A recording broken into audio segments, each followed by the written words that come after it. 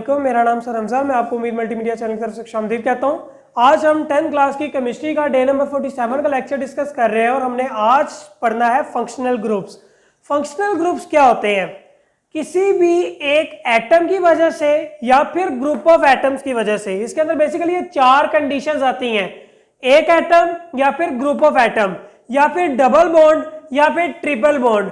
इन खुसूसियात की वजह से अगर कोई भी ऑर्गेनिक कंपाउंड अपनी खुसूसियात को शो करता है तो वो उसका बेसिकली फंक्शनल ग्रुप कहलाता है। लेट्स सपोज मेरे पास एक ऑर्गेनिक कंपाउंड है, इस एक ऑर्गेनिक कंपाउंड के अंदर या तो एक सिंगल एटम इसका फंक्शनल ग्रुप जाहिर करेगा या फिर ग्रुप ऑफ एटम जाहिर करेंगे या फिर डबल बॉन्ड या फिर ट्रिपल बॉन्ड। इन चारों में से कोई भी एक खुसूसियत उसका फंक्शनल ग्रुप जाहिर करती है।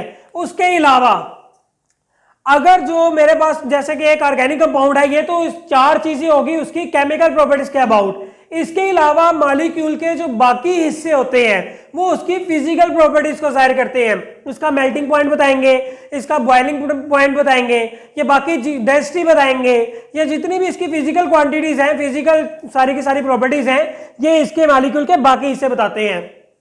अब हमारे पास कुछ टाइप्स है फंक्शनल ग्रुप्स की। मिसाल के तौर पे कौन कौन सी? सबसे पहले इधर एग्जांपल है अल्कोहल्स की। अल्कोहल के अंदर जो फंक्शनल ग्रुप होता है वो होता है ये हाइड्रोक्सिल।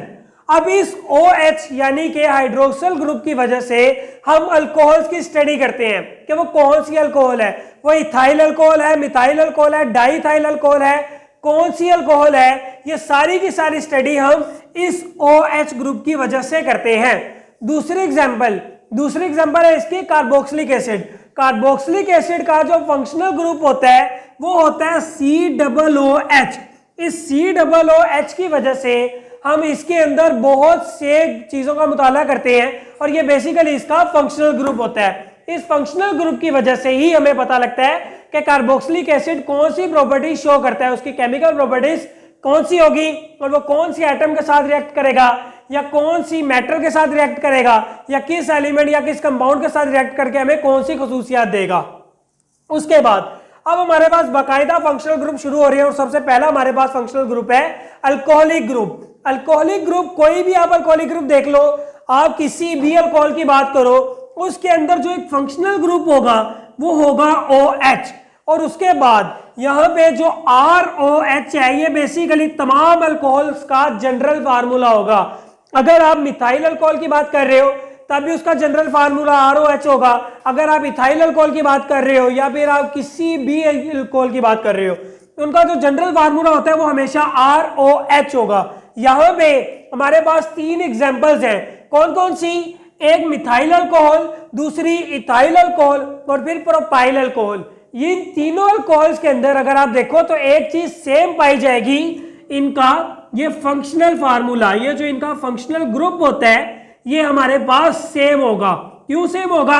क्योंकि इसके अंदर हाइड्रोक्सिल ग्रुप की वजह से ही हम स्टडी कर सकते हैं कि ये जो हमारे पास अल्कोहल है इसकी प्रॉपर्टीज क्या है और ये कौन से केमिकल रिएक्शंस करती है और ये कौन से कंपाउंड्स के साथ कौन से केमिकल रिएक्शंस का हमें रिजल्ट देती है। उसके बाद जो अगला टॉपिक है हमारे पास वो है ईथर लिंकेज का। ईथर लिंकेज का जो हमारे पास सबसे पहले एक जनरल फार्मूला है उसका, उसके अंदर जो फंक्शनल ग्रुप होता है बेसिकली वो फंक्शनल ग्रुप हमारे पास COC है। किसी भी ईथर लिंकेज की बात करें तो उसके अंदर फंक्शनल जो ग्रुप है हमारे पास वो COC ही होगा। अब यहाँ पे जो ROR है, ROR डैश, ये इसका ग्रुप होगा, ये इसका जनरल फार्मूला होगा। अब यहां पे जो R है, ये R कोई भी अल्काइल ग्रुप हो सकता है, कोई भी अल्काइल रेडिकल हो सकता है। अगर नहीं अल्काइल नहीं हो सकता तो फिर कोई भी हाइड्रोजन का ग्रुप हो सकता है, कोई भी हाइड्रोजन का कुछ भी हो सकता है, कोई एटम हो सकता है, कुछ भी हो सकता है ये। अब यहां पे हमारे पास एक एग्जांपल है डाइमिथाइल ईथर की। अब यहां पे भी अगर देखो तो हमारे पास ये जो इसका फंक्शनल ग्रुप है वो सेम रहेगा, COC वाला। इसी फंक्शनल ग्रुप की मदद से हम स्टडी कर सकते हैं कि हमारे पास जो डाइमिथाइल ईथर है वो कौन सी खुसूसियात देता है। उसके बाद हमारे पास अगली एग्जांपल है इथाइल मिथाइल ईथर की। इसके अंदर भी अगर आप देखो तो ये जो फंक्शनल ग्रुप है वो सेम रहेगा।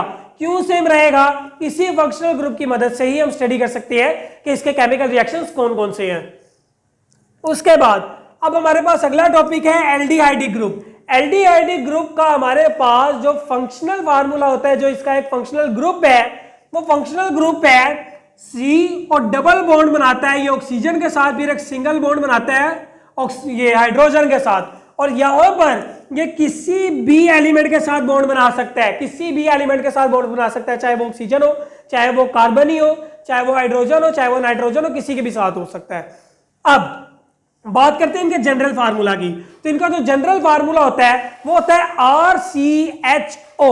ये तमाम एल्डिहाइडिक ग्रुप्स को इस जनरल फार्मूले से रिप्रेजेंट किया जा सकता है। अब हमारे पास इसके दो एग्जांपल्स हैं, एक है एसिड एल्डिहाइड्स। अगर ये जो आप एसिड एल्डिहाइड्स हैं इनमें भी देखो तो ये हमारे पास सेम फंक्शनल ग्रुप होता है। अब ये फंक्शनल ग्रुप क्यों होता है? इसी वजह से क्योंकि हम इसी ग्रुप की मदद से उसकी स्टडी कर सकते हैं। और सेकंड जो हमारे पास फॉर्मल्डिहाइड्स है इसके भी इसी फंक्शनल ग्रुप की मदद से हम इसकी स्टडी कर सकते हैं।